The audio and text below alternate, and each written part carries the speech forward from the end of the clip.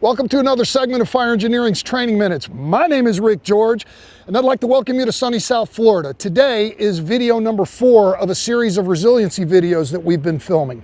Today we're going to focus on the sense of smell and the sense of vision. And as an instructor, it's very important for you to know this. So while you may not have live fire training instructors, or you may not have a burn building or something to be able to use, you can use a burn barrel, a common burn barrel, just like that. Burn hay, burn wood, and stuff like that, the things that 1403 allow. And what that does psychologically, it works on the subconscious of the firemen that are preparing to go train. They smell that, and it increases the arousal level. The sense of smell is the strongest sense that we have. The most dominant sense is the sense of vision.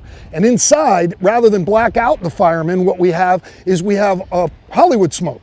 So we will tax their vision using that, and we will tax their sense of smell using this. And that's very important to increase the resiliency as we increase the degree of difficulty in all of our firemen.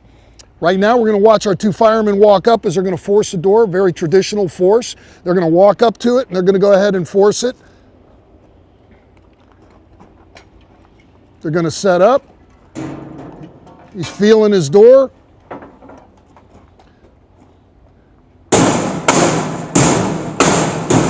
Traditional process of shocking it. See where the locks are. He establishes where the lock is.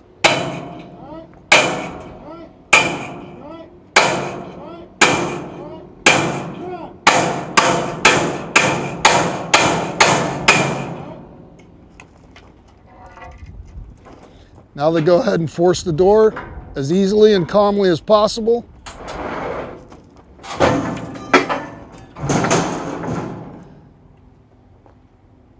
Now they're going to go ahead and make entry as they hook up.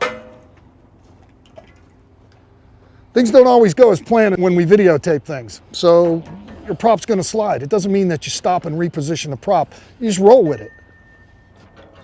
Everything else is solid. Grabs their knees and they go in.